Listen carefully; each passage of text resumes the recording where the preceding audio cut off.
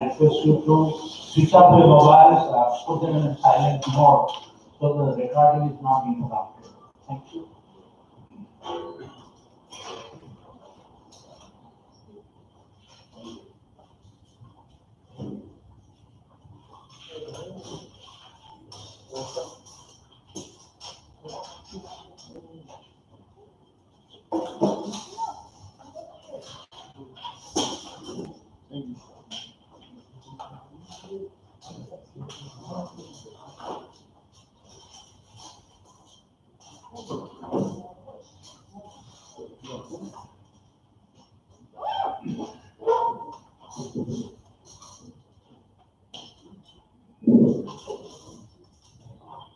Good evening. A warm welcome to you. I acknowledge the presence of Our Excellency, the High Commissioner of Uganda here. Thank you for coming, man. And last week I got a message from China, from Patrick, saying that he's just done a similar presentation at the FCC in Beijing, and would we like him to come and make a similar presentation about an affordable contraction to cope with pollution. Delhi is one of the most polluted cities in the world. Out of the 20 most polluted places on earth, more than a dozen of them are from India. So I readily agreed and invited Patrick, and he's China head of Smart Air, and he is India head of Smart Air here. Let me introduce Patrick, Paddy. He grew up in a small rural village in Wales, has a master's in aerospace engineering from Bristol, UK. After graduating, he went to launch several social startups before moving to China in 2015 with an aim of solving some of China's big environmental and social challenges. He has been running Smart Air, a social enterprise dedicated to combating aerodynamics to design combating air pollution for the past 3 years. He uses his expertise in aerodynamics to design new, simple and effective air purifiers, and his experience of global landscape to increase air pollution awareness in countries across Asia. As an environmentalist, Paddy spends much of his time working on sustainability projects and speaking at environmental forums, as well as routinely participating in forums to promote social innovation and responsible business in China, the Philippines, and India. Smart Air is a social enterprise that promotes DIY air filters as a low-cost solution to indoor particulate air pollution. Smart Air provides open source test data and hosts workshops across Asia to teach people how to protect themselves from air pollution. Since 2013, Smart Air has already held more than 330 workshops in as many cities in over 25 countries across Asia. Smart Air's simple solution has been covered in both traditional media and new media, including the BBC, Forbes, ABC Australia News, El Confidential, CNN, Phoenix, Global Times, NDTV, etc., and covered by BBC Horizons when their reporter attended a workshop like this, recorded the DIY process, and developed an episode about pollution solutions. We also have with us Mr. Rathod, who has been educated in the Netherlands. He has been actively involved in promoting Smart Air in India. We are delighted to have both of you with us, gentlemen. I request Patrick to make your presentation, speak and tell us about what you're trying to do, how successful have you been, and what are your plans? Thanks. Thank you very much for the introduction. And thank you for giving us this platform today to talk about one of perhaps India and Delhi's biggest crises right now. So today I'm going to give you a brief introduction to Smart Air, what we do, and some of the simple ways people can protect themselves from air pollution. Let me start by saying I am not an expert in air pollution. So I grew up in Wales in the UK. I have a master's in aeronautical engineering. I moved to China in 2015 and now the head of Smart Air in China. Daryash is the head of Smart Air in India. As we heard, he was grew up in. I'm Daryash. I come from Raipur, Chhattisgarh. So it's also one of the most WHO's most polluted cities list. I have a master's degree in microelectronics, Netherlands, and I joined Smart Air back in 2017 because I was really excited, and really motivated by the work of Smart Air was doing. So it has been a very fascinating journey for me. So let me start this talk today by telling you the story of how Smart Air got started. And it started back in 2012 with this guy here, Thomas, who was the original, you could say the founder of Smart Air, or the idea of DIY air purifiers. He was living in Beijing when the apocalypse struck. So this is what Beijing looked like back in 2013. And just to put that into context, here's a satellite image of Beijing. You can't even see Beijing. So that was a period when Beijing was really, really polluted around 5 years ago. To kind of put that into some perspective, how does that compare with Delhi today? So back in 2013, we all knew Beijing had its apocalypse, and this is a graph comparing Beijing in blue and Delhi in green. And we can see that actually Delhi's air pollution spikes, which is every winter, are actually much, much more severe than even Beijing. So Delhi has its own apocalypse. And I'll just let you all know that all of this data is analyzed and published by Smart Air, so feel free to take photos, use this data as you see. So this is all available from Smart Air. So we can see that Delhi's air pollution spikes are much, much worse than even in Beijing. And here's a trend over the past 3 years, showing that in orange, whilst Beijing's air pollution levels have been decreasing, Delhi's annual air pollution levels, PM2.5 levels, have actually been increasing. So we can see that Beijing is improving, but Delhi is getting more and more polluted. How about other cities across India? So this is showing Chennai, Kolkata, Mumbai, and Hyderabad, and we can see that they all feature similar peaks during the winter periods. You can see Kolkata is the second most polluted in this chart, followed by Mumbai, Hyderabad, and then Chennai. And in terms of annual trends, most of the cities are either increasing in levels of pollution or staying around about the same levels. So we know that air pollution is a problem, and we can see that from the data. But how does air pollution occur? Well, generally it kills people in one of three ways. Does anyone have any suggestions or ideas on how air pollution might kill? Lung disease. So a lot of people, the first thing that comes to mind, because we're breathing in this thing, is a lung disease or a lung cancer. That only makes up around 15% of deaths caused by air pollution. And another 15% is caused by bronchitis and emphysema. And then the largest chunk, which you've got just there, is actually related to the heart. So heart attacks and strokes.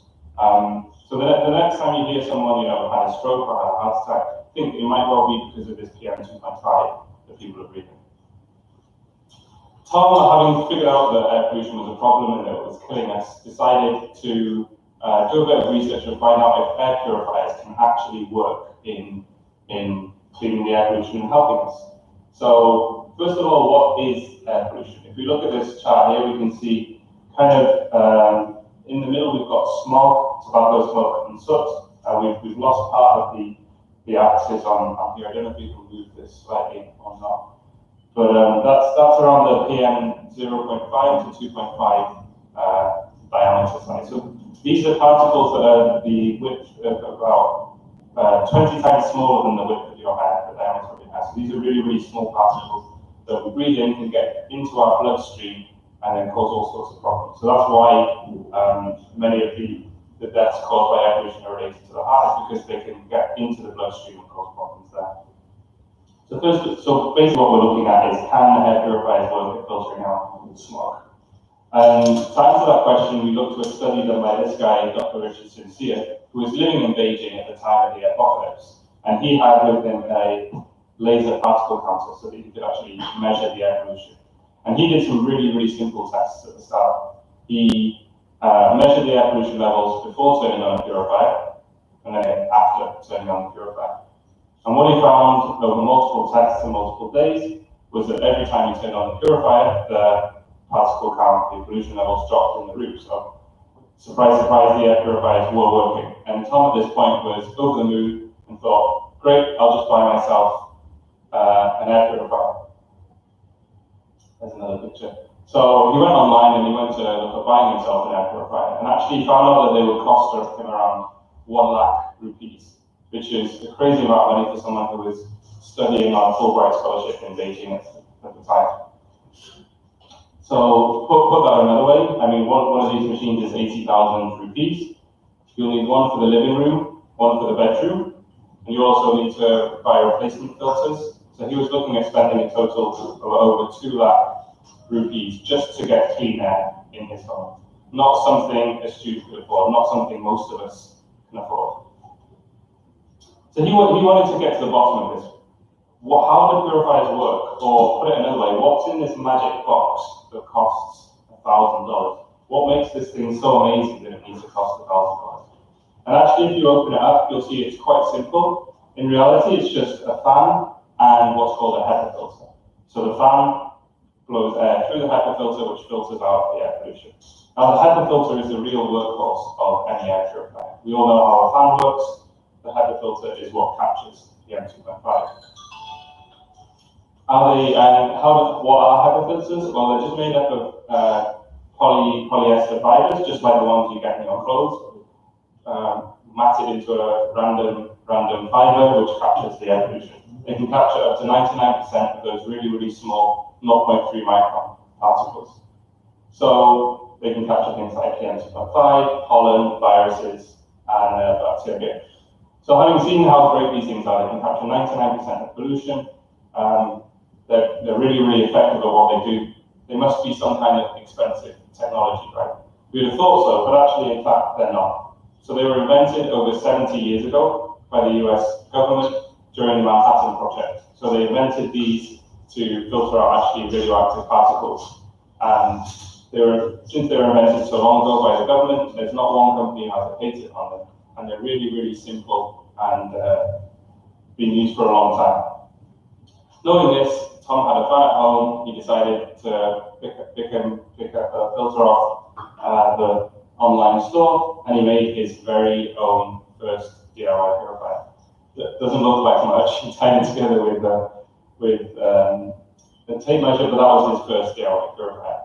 He did some simple tests at the start to see whether or not it was working. He took a picture of the filter at week 0, and then again after 5 weeks. And it was pretty clear that this filter was doing something. Remember, this is the air inside Tom's bedroom, next to his face as he was speaking. This isn't the outside air, this is inside the bedroom.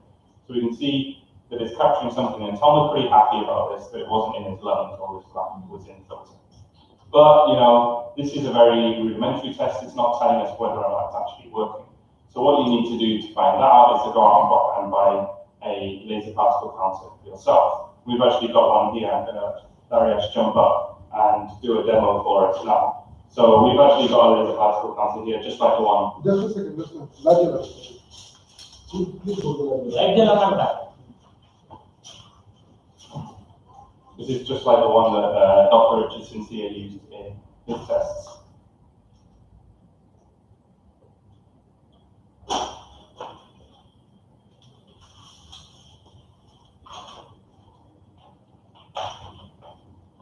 You turn on the particle counter, Darius? Yeah. And show, so the particle counter has 2 numbers on there.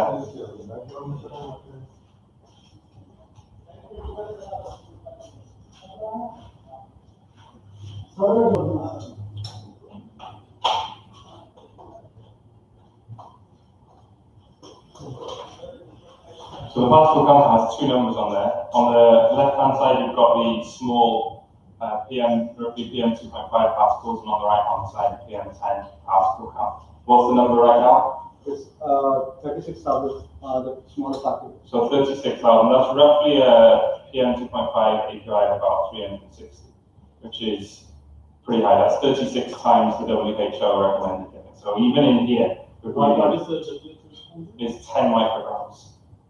And we're breathing roughly 360 micrograms right now. And I'm sure outside is probably 400 to 500. So we're better in here than we are outside, but we're still nowhere near healthy.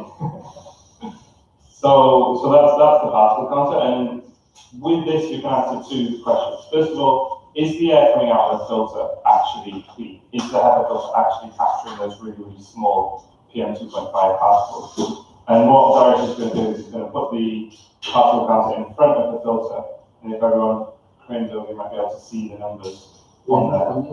You see the particle count going down. You see the number on the right, it's already 0. And the number on the left, which was around 36,000, slowly going down. It's now around 17, slowly it's going down. 10.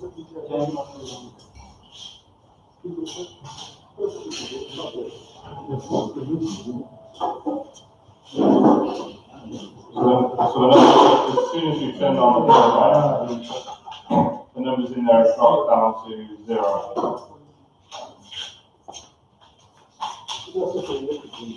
This means from 36,000 it goes down to 0. From 0, because the HEPA filter is capturing over 99% of all of those tiny particles. So effectively 100%. So it's gone from 36,000, the air going through, it's dirty, the filter is capturing all of those particles, and it's only clean air coming out. 2.5. 2.5 air. So What's the second count? is PM 10. So that's a slightly larger particle. So if Darius takes it away now, we'll see the numbers, what's happening to the numbers. It's going up. So maybe 20,000, 25,000, back to 33,000, and it's going up. On without this. Yeah, so it's like the air inside is in this room, the air quality. Yeah, so this is the air And we're this breathing. is they are sucking in and giving. Yeah, this is giving the clean. It's a simple fan, just like the DIY one that Tom had. Fan in the filter that's blowing the air through the filter, and giving you clean air out. Yeah, but you put the video right next to the fan. Yeah. So you are basically sitting in front of the fan with results of. So that's the second question we need to answer, right? Which is that enough to clean the air in the entire room? We know the air next to the filter is clean, but how about the air in the entire room? And to answer this question, again, we did another test, but this time we put the particle counter on the other side of the room, away from the filter. There's Tom and Bear. And we plotted the air pollution levels, first of all, over the course of an hour, and we saw that as soon as you turn on the purifier, even the pollution levels on the other side of the room started to go down. So that's over the course of an hour. What happens if we look at the course of 9 hours? We'll see that over the course of 9 hours, the pollution levels drop from, that's an AQI, you can see in the purple range, right down to within the green kind of safe limit range. And again, Tom's a nerd, so he did test after test after test. So these graphs are for the slightly larger, the PM10 particle count, but we know that the most dangerous are the PM2.5. So the number on the left is roughly similar to that. So can this HEPA filter also capture ozone? Now, if we look at the graph for the same data, for the 0.5 micron and the PM2.5, we'll see that the graphs follow exactly the same trends. So the HEPA filter can even capture out the really, really small particles. Again, being a nerd, Tom did test after test after test, which all confirmed the same theory that turning on the fan and the HEPA filter clean the air in the entire room. So on average, how much of the pollution did this filter remove from the room? It removed 84% of the small PM2.5 particles and 92% of the slightly larger PM10 particles. Now you might be wondering, well, that's quite a small tabletop fan. What happens if you use a slightly larger fan? And at this point, Tom, along with another of our co-founders, Anna, went online and bought every single fan they could find to test and see if they could they could find a fan that was powerful, more powerful. And in the end, we came up with what we call the Cannon, which is an even stronger fan which can blow even more air through the filter and hence purify a bigger space. So we call it the Cannon for two reasons. First of all, it kind of looks a bit like a cannon. And secondly, it really does an amazing job of purifying out the air. You can see in the course of an hour, it's already purified the air. This is in a 15 square meter room, 150 square foot room. We have a cannon here. Where the pollution is deposited, when it's sucking, where it is deposited? So where does the pollution go? It goes into the HEPA filter. So this is a HEPA filter used for 1 week. It goes inside this. Yeah, in Delhi. So this is the air pollution in Delhi. And if we look at a HEPA filter that was used for 3 months, this is what it looks like. So how you clean it?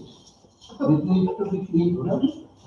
How do you do that? You all change it. So you actually can't clean HEPA filters. This is one problem we're looking at ways to try and solve. The only thing you can do right now is throw them away, So you which isn't ideal. This is change, You have to change. replace, Yeah, replace. cannot be cleaned. No, we've done tests trying to clean these, seeing if there are ways to clean it, but it doesn't work. We've tried washing, we've tried vacuuming, and scrubbing, it doesn't work. But this, yeah, so this is 3 months in Delhi air, and you can see, this is your lungs if you're not wearing a mask or using a purifier. How different is this from the HVAC filters we have?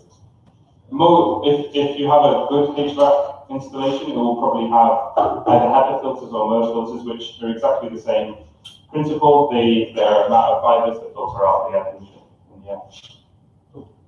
Yeah. Should we save questions for the end, and I'll run through this. So we've seen these two simple DIY purifiers, they're just a fan and filter, but how do they compare to the more expensive purifiers? At this point, Tom begged, borrowed, and not quite stole some of these other purifiers from some friends. So we managed to get hold of a Blue Air, a Philips, and an IQAir, and test them in the same room using the same particle counter, using the same testing method over the same period of time. And what we found, I'll show you now, is we already know that the DIY removed 84% of the really small PM2.5 particles and 92% of the larger particles. The Blue Air did slightly better, capturing 90 and 96%. The Philips is around the same again. The IQAir roughly the same, and then the Canon the same. So we can see just from this graph that the DIY purifiers perform pretty much just as well as those more expensive air purifiers. How much does it cost? Things get interesting when we take that last graph and we plot the cost on there. And we can see that we can immediately see two things. DIY purifiers are much, much cheaper than other purifiers. Why is that? It's because they're just a fan and a filter. There's nothing fancy, there's nothing high-tech in there. Secondly, if we ignore the DIY purifiers and just focus on the three branded purifiers here, we can see that there's a large price variation in there. And paying more money doesn't necessarily mean you're going to get more clean air. So the IQAir there is about twice the price of the Blue Air, but it's not necessarily going to give you more clean air. So what we learned here was that price and effectiveness don't necessarily go together. And actually you can get clean air for a really, really low cost. Another way of putting this is one IQAir is 80,000, 800,000 rupees. That's the equivalent of 200 DIYs. Don't forget you need to replace the HEPA filter, which is replacing one of those on the IQAir is the equivalent of another 50 DIY air purifiers. So it's quite expensive. We took all of this data and we put it online onto a blog which Tom originally called Particle Counting. It's online now, smarterfilters.com/data. And we essentially wanted to share this information with people, showing them that, you don't have to spend a lot of money, you can make your own air purifier. We actually started running workshops. So the first workshop we ever ran was in Beijing with the Beijing Energy Network, where 20 people signed up and they got to make their own air purifier. Here's some pictures of what the workshops look like, where people actually got to make their own air purifier. And here are some photos from the workshop we've done here in India doing the same thing. So people here's two schools. Which schools are these? First school was Chatmila on the bottom. First one is Sarvodaya Vidyalaya in Marchand. So we essentially wanted to show more and more people that they can make an air purifier themselves.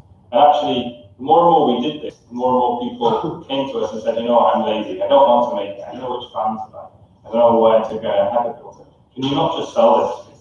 And that's when Smart Air actually founded as a social enterprise. So Smart Air was founded as a social enterprise in 2013 with two missions.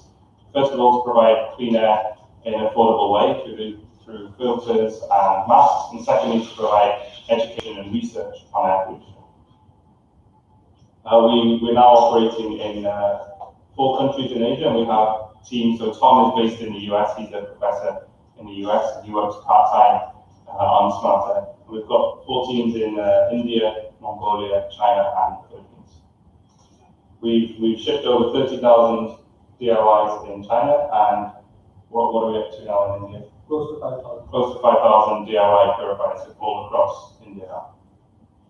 So here are some of the most commonly asked questions about the DIYs. First of all, how big of a room can they keep? The simple DIY 1.1 here can clean around 150 square feet, and the Canon can clean around 250 square feet. How loud is it? Well, the DIY is roughly the same as the Philips or Blue Air on hand, so it's not much louder. And then how often should I change the filters? This is a question a lot of people have, not just about DIY purifiers, but every purifier. And what's wrong with the standard numbers that you get from most companies? Well, they might tell you, you know, that's 8 months, but is that in Delhi or is that in Switzerland? Is that 8 months using it in Beijing or Delhi? Is that running it 24 hours a day or just 8 hours a day? So they don't give you a very clear answer. So we wanted to get to the bottom of how long these filters actually last, and we ran longevity tests again in a room in Beijing, where we turned on the DIY for 8 hours a day, every day. We can see here's one example of the graph. We turned on the purifier, the numbers went immediately dropped straight down, and then we turned it off again after 8 hours, and the numbers went back up. We have 200 days of test data, so if anyone feels like diving into that, you can jump online to see all of this test data. And what we found was that over the course of around 100 days, the effectiveness stayed around the same. And then around 100 to 130 days, there was a slight drop in effectiveness, and then the filter got worse and worse. So we generally recommend changing the filter around 140 days or 1,000 hours. So these type of filters can last around 1,000 hours. So that's inside the home. We talk generally just about air purifiers now. What about outside the home? When we're outside, we generally think about wearing masks. And a lot of people don't believe in masks, so they don't want to wear masks. Generally, because people can be skeptical about them. So people often have 2 questions. First of all, there's no way that this mask will capture, I've got one along here, there's no way that this mask will capture those really, really small PM2.5 particles. How can this capture those small particles? To answer that question, we can look to a study done with a diesel generator, whereby a group of scientists stuck a pipe to a diesel generator, stuck a mask on the end of the pipe, and then had a particle counter to measure the air pollution particles coming out of the mask. Now this particle counter can measure down to 0.007 microns. How small is that?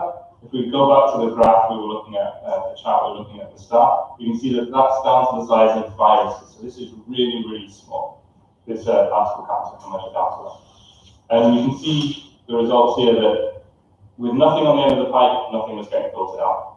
A cotton handkerchief filtered out around 30% of the air pollution. A surgical mask did surprisingly well. It got 80% of those really, really tiny PM0.007 particles. Cycling masks did very well, and then some kind of more industrial masks did pretty well at filtering out those tiny particles. So to answer the first question is yes, masks can filter out those tiny particles. Second doubt a lot of people have is, well, once you're wearing the mask, all the air pollution just leaks in around the side and through the nose. It doesn't fit well, so it's not going to do anything anyway. And to answer that question, we need to do what's called a fit test. So this is Dr. Richard Sincere, who did this test in Beijing. We've also got a photo of Daryash, who did this test a few months ago in Mumbai. And the way this works is that you have a machine, the blue machine down at the bottom with 2 pipes. One pipe that's inside the mask, that measures the air pollution inside the mask, and then one pipe that's outside the mask that measures the air pollution. And Dariush tested a lot of masks, how many masks? 25 different masks using this machine, as well as some kids masks. There were some kids who came along to the testing lab and did these tests. And we wanted to see how well they perform when you're actually wearing it. We can see the results here. Essentially, the majority of the masks did very, very well at removing the air, even when you're wearing them. Most of them got over 95% at the lab school. One that did probably the worst is this surgical mask, which only got 50%, which you can imagine the air is going to be leaking around the surgical mask. So that's actually surprisingly well when you think about it. This surgical mask, which costs only a few rupees, can even filter out 50% of the pollutants. So if it's 400 outside, you could be breathing 200 for something that's just a few rupees. And it's something that's very, very easy to pick up. So a lot of people say, oh, you suggest you don't wear a surgical mask. Well, I would say, if you have no other choice, it's better than nothing. If you forgot your mask, or you don't have the money, or you lost it, use a surgical mask, because it's at least doing something. But the majority of the masks here got over 99%. These are generally kind of industrial masks or masks with valves.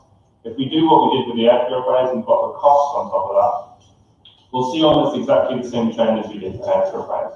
But cost and effectiveness don't necessarily go together. If you pay more for your mask, you're not necessarily going to get more clean air.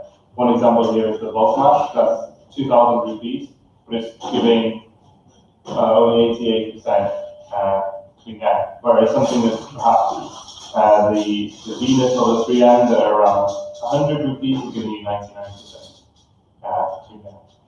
So based on that, some of the masks that we stock have this Venus, which captures over 99% of the pollutants. It has a valve and it's around 150 rupees. And then another slightly less effective 97.6% mask, which costs only 80 rupees. And if you want something even cheaper again, there's a Filtra TT which costs just 25 rupees. So in conclusion, masks do work, they are effective. So when you're outside, you can wear a mask and it will protect you. Here are the four most important things that I've learned over the past 4 years working in air pollution.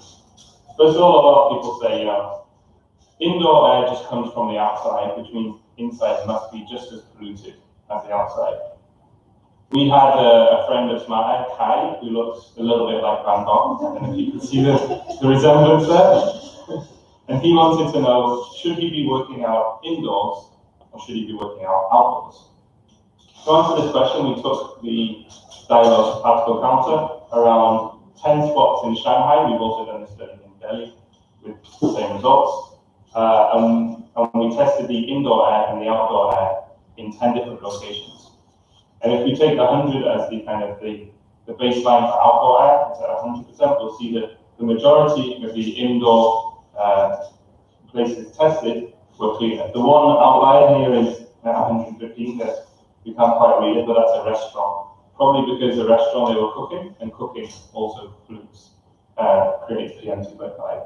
So this red on here, red on the right hand side shows the average of the 10 sites, and we see that the indoor air is generally 57% of the outdoor air. So if outdoor is 400, indoor is probably going to be around 200.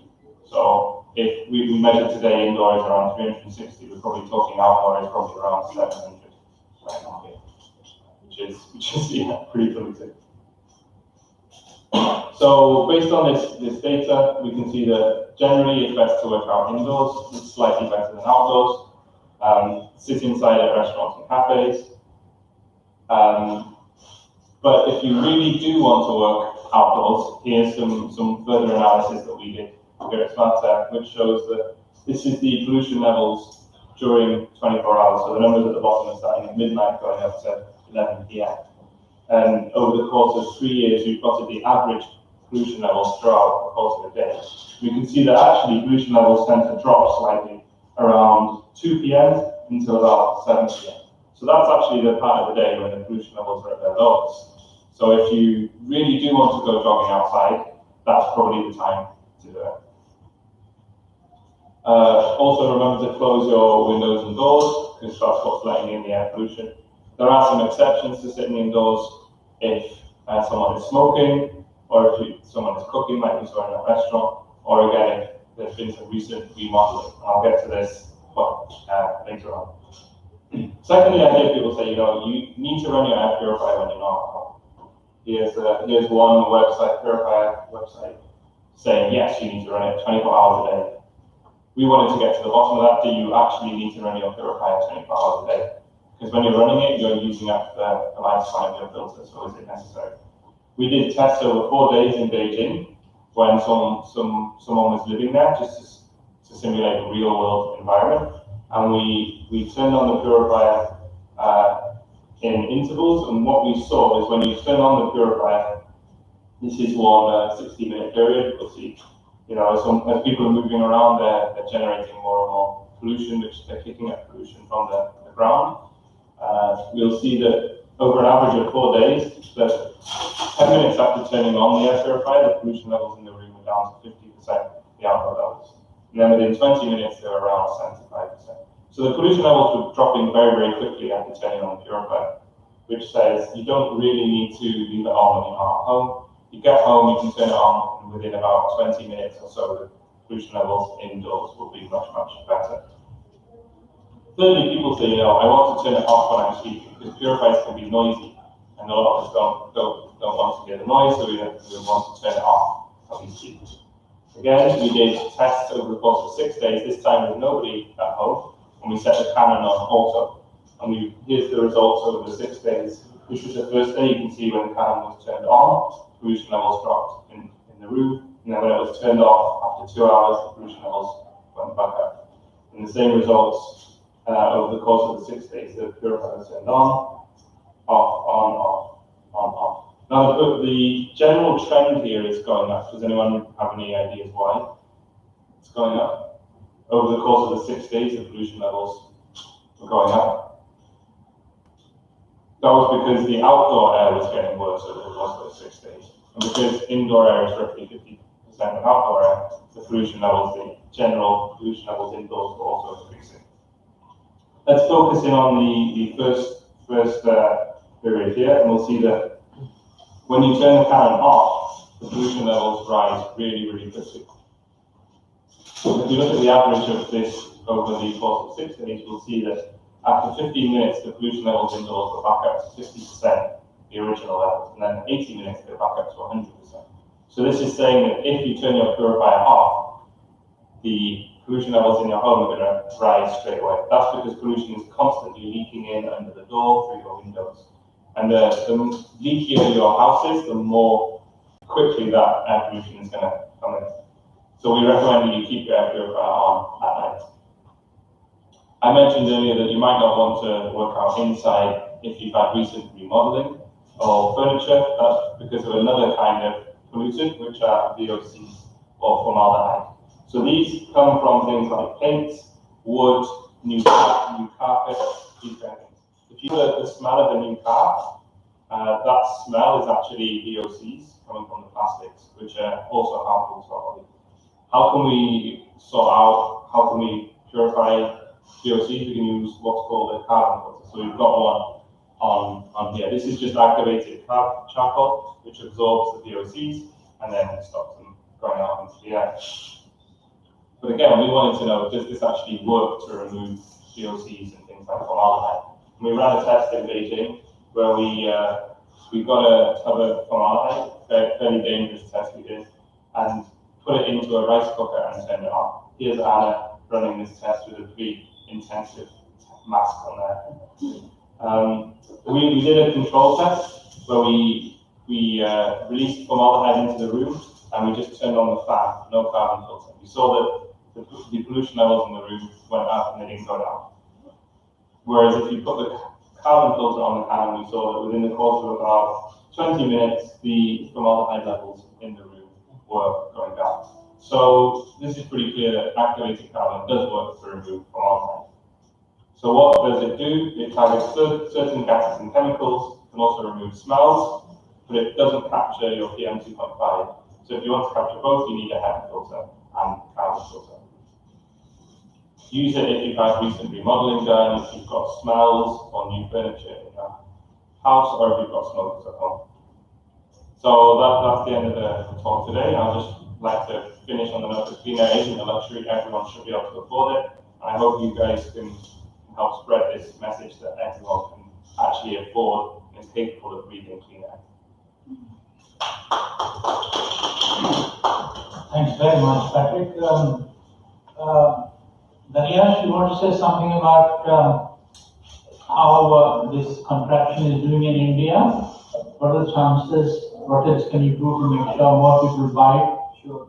So, the problem in India is mostly that, as you mentioned before, that 14 out of 20 cities are most polluted cities in India, in the world, in fact. So, problem is like lack of awareness. If you see, like there is like awareness is like it's well spread in Delhi. Reason being, it's a national capital is always in the news. But we need like to raise awareness. That's where Smart Air comes in. We have been hosting our workshop, not just in Delhi, but in different tier cities like Jaipur, we've been to Bangalore, Kolkata, and we need more and more workshops, Once we raise awareness, people would become aware, they would know that how to protect their health. So that's what the role of Smart Air comes in. And we are slowly and gradually building that, doing more and more workshops. And I guess platform like this would definitely help us spreading the word out. I have received some queries, you want to buy it, how much does it cost? Can you order online? Can you give some information about these things so that people will be sure? And if they want to buy more of these things to last a year or something, then can one order them online? So we have a website smartairfilters.com. Where if somebody wants to buy an air purifier, they can directly purchase from us. You can directly come to our shop. We can show around. We have a really nice office. What is the cost? Sorry? That Yeah, so the cost of DR 1.1 is 3,300 now, and the Canon is 6,500.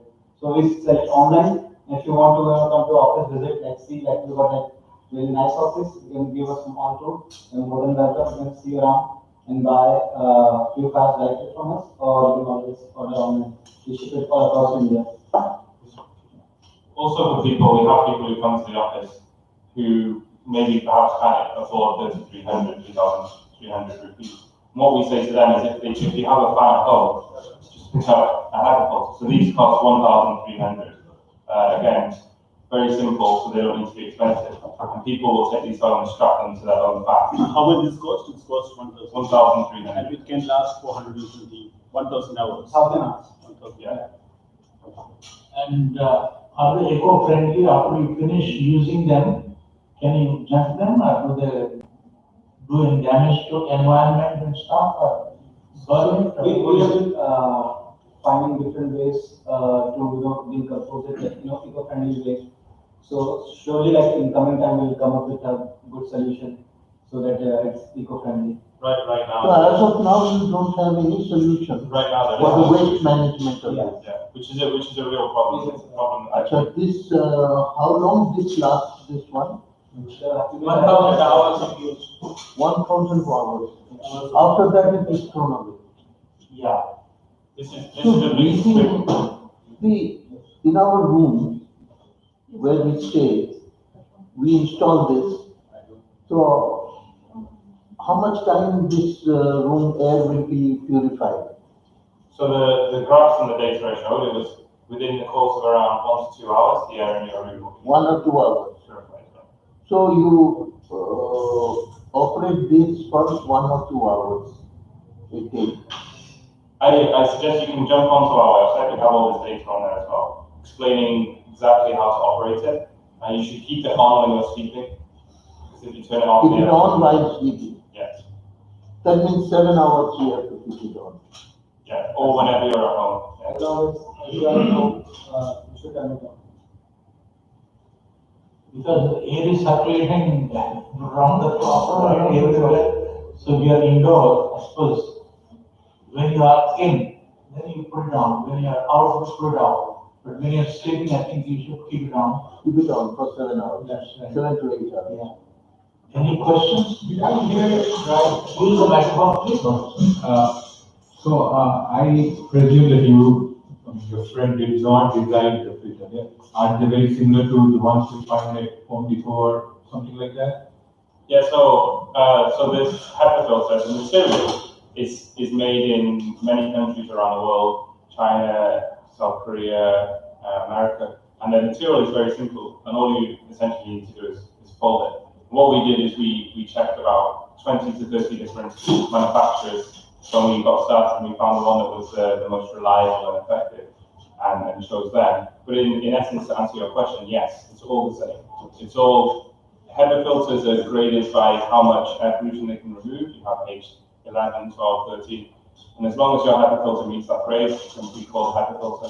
And it's the same for every factory, for every brand. So if you see the filters in a Dyson or in a Philips, a lot of them will probably be made in the same factory, or at least the material, the original material will come from the same factory. And then just I mean, usually they cost around $10, like $8 to $10. Yeah. I mean, since most of it is manufactured in China, shouldn't the price be much lower if you are importing it from China? You're talking about the $10 from Home Depot. Yeah, so those aren't HEPA filters, those are MERV filters. So slightly different.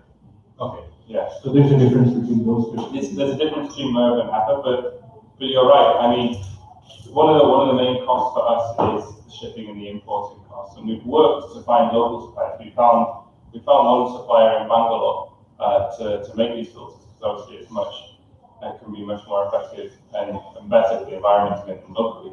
But we have some difficulties with the supplier, so we get some made in India and some made in China. Where do you manufacture this small machine? This machine is made in China. And you have any facility in India? We don't have factories in India, we are just manufacture filters in India, not defense. Yeah. Is it just a fabric or what? Is it a fabric?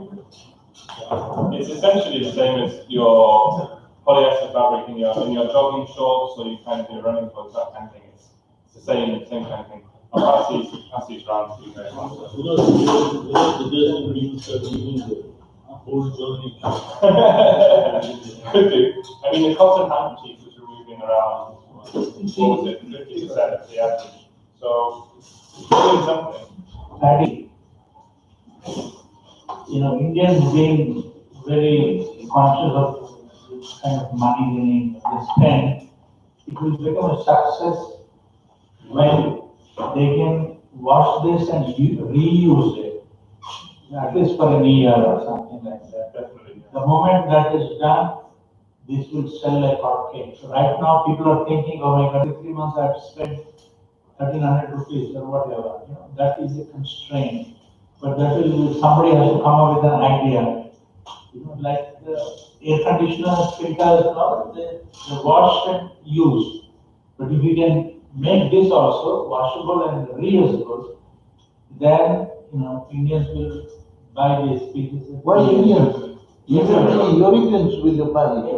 Everywhere. Yeah, it's a challenge that, probably one of the biggest challenges is. Because no one is so foolish. Everyone is intelligent. Indians are intelligent, no doubt, but Europeans are too intelligent. So one of the main causes of pollution in Delhi is construction dust. And Delhi is a dusty city in any case. Now this dust has been there all along. So is this a new, it doesn't seem to be a new problem. Perhaps you just recognized it. And if you could cope with it all along, why can't we cope with it now? Do you want to answer your question about the sources? So there are Sources of that. several sources for air pollution in Delhi. One of which you mentioned is construction, but there are other sources like industrial waste, like wood burning, automobile. One of the most, I would say, major constituent of PM 2.5, that is local burning. You must have seen like local burning, like garbage burning, Stubble burning. So all these different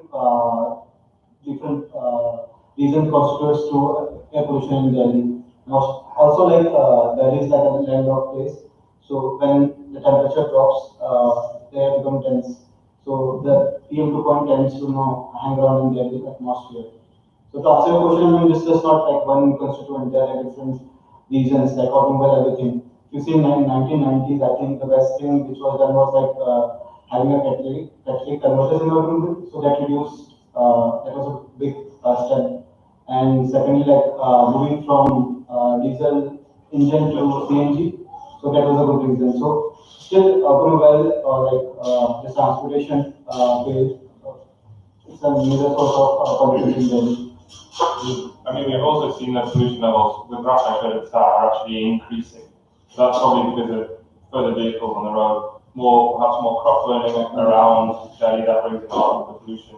So the sources are increasing. And then to answer the question of, well, we've been coping with it all along, we even need this solution. I mean, we hear everyone on the streets coughing, right? We hear people coughing. So people are coping with it, but you can tell that people's bodies are trying to fight it. And this is you claim that this is the latest technology. No. This technology is 70 years old. It was invented 70 years ago. 17 years old. No, 1940s, yeah. So there are more advanced technologies. This is the thing, isn't it? In the past 70 years, there's not been anything that's more cost effective. People have tried to come up with ideas of catalysts and things like that, but this is still ultimately the best thing out there. This solves only the indoor pollution. But when you go out, anything for mask or cutting for the hospital? Yeah, so something like these masks. Then some people do have those things you stick up. In the nose, But then you just breathe them through your mouth. So. Patrick, you were in China, Beijing. So what actually they did to reduce the pollution in the city as a whole? We are discussing on the indoor pollution, so PM just stepped out, we can't avoid it. So what is that they have done and which we can copy here to reduce it? That's a really good question, and actually, many governments are now trying to learn from the Chinese government in what they did, because they managed to reduce pollution levels so quickly. This problem is generally going to be a 20 to 30 year problem, so we're not going to be able to solve this, but the Chinese government somehow managed to do it very quickly. And what they did around Beijing, there's a lot of factories, a lot of steel work factories, so they moved those factories to other areas, so they moved the pollution to other areas. Something else they did was a lot of people were burning coal for heating, so they transformed all of the coal burners to gas and geothermal. So those are the two main methods. China has the highest standards for cars, so in terms of car emissions. So they've implemented all of these to not just in the Beijing area, but the area around Beijing, to limit the air pollution in those areas. So they've done, nobody thought it was going to happen. But do you think that if you reduce the number of tandurs, which is very common in Delhi and around, if you reduce the number of tandurs, will improve the... Yeah, that would certainly help. As I mentioned, like one of the causes was like indoor burning or those things. So that would definitely help in curbing the air pollution in Delhi. At least we are like curbing or like eliminating one of the sources. So that actually we are reducing the pollution level. If we can curb at least indoor burning or like traditional cooking or something with tandoor water emission. No, my question, they took the question right out of my mouth. We were thinking the same. But then I'm left with the subsidiary question, which is not so important. I was told that things like this can absorb some of the indoor. So actually yesterday I spent 10,000 rupees buying plants for my son. And I wish I could take you there and show you the sitting room and ask you precisely how many of those things and the fans and the things you think could, my sitting room, not mine, that may come. This room and the next one, just one fan with that thing in front would be enough to keep the air clean. I'll answer the question about plants first. So a lot of people think that plants are the solution to removing pollution. And I think the reason people talk about this is because there was a study done by NASA around 40 years ago, where they put plants in a vacuum and saw whether or not they removed pollutants. And they did remove some of them, but what they were removing was the VOCs, so the formaldehyde. But what they can't remove is the PM2.5, which is the biggest problem here in Delhi. So I would definitely recommend you to get plants because they're going to look nice in your home and give you